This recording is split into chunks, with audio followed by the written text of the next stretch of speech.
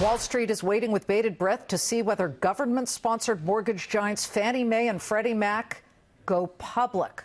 Right now, they're propped up, sponsored by the U.S. government, but their offerings, if they were to go public, could raise up to $100 billion. But will it happen?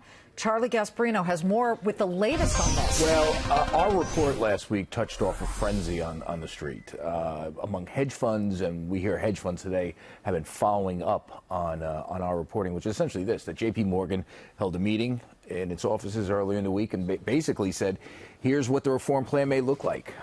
So now everybody's meeting, and listen, here's the thing, Liz. We don't know exactly what they're going to do. Mm-hmm. We do know that Treasury's putting the final touches on a plan to do something, possibly to release them and as private companies sometime this year or early next year.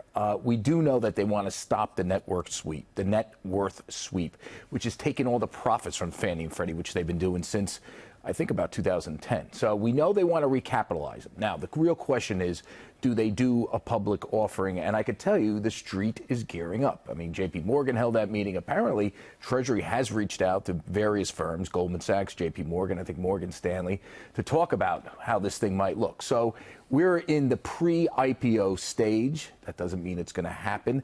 The one thing I think that people are getting a little over-optimistic, and the stock is up a little bit today on some of our reporting, which, by the way, got picked up by some trades.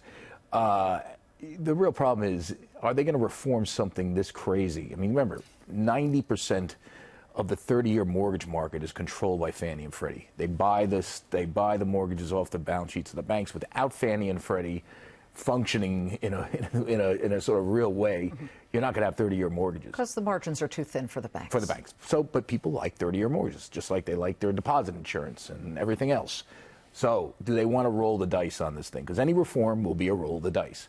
Are they going to do that in an election year? And I'm telling you that that's where rubber meets the road on this thing. And I'll tell you, Liz, the people I speak to that seem to know about what's going on are mixed. Half of them say that Mark Calabria, head of FHFA, Steve Mnuchin, head of the Treasury Department, want to get the Fannie and Freddie out from the government's auspices, put them out as private companies, as private as they can be, and let the private sector deal with it in a more cohesive way than they're doing now. On the anticipation, though, you know, some of our viewers are thinking, should I buy it here at $2 and change? And I know you don't advise because you are just a country reporter. Simple. It's very simple. I'm sorry, simple country reporter. Simple. I thought we were just ink-stained wretches, but, you know, it's one or the other, right? But they might want to be playing the possibility. Okay, so let me give you the other side of the story. Half the people think they're going to recapitalize it, and that's good for the preferred shareholders. It might not be good for the common shareholders. The other half think they may recapitalize it but not release it this year. I think, listen, if you got to buy the common stock, you have to treat it as a complete roll of the dice. Because even if they recap it, you might get diluted, right? Dilution, when you sell more of the same thing, which would be stock, you get diluted. So that's a problem. On the other hand, if you can get your hands on the preferred, they do better because they're higher up in the capital structure. Speaking of higher up, the Dow is now getting higher up. It was up about 16 points just as we came into the hour. Yeah, I saw your interview with the agriculture guy, Tom Kehoe. Yeah. What's interesting about that, and some people think the trade deal is priced into the market. Well, today is proof it isn't. It isn't.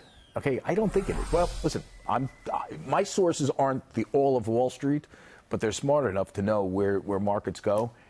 They think there's more, if he gets a trade deal, and he beat the hell out of the Fed not to raise rates. Yeah. You know, Macarena. Right? Dancing the Macarena. I don't know. I hate giving people advice, you know, but I'm just telling you, it sounds logical that we got a little more bull in this market. There's always that sell on the news, Charlie. Right. All right, we'll be watching it. Okay, Thank you very much, Monsieur Gasparino.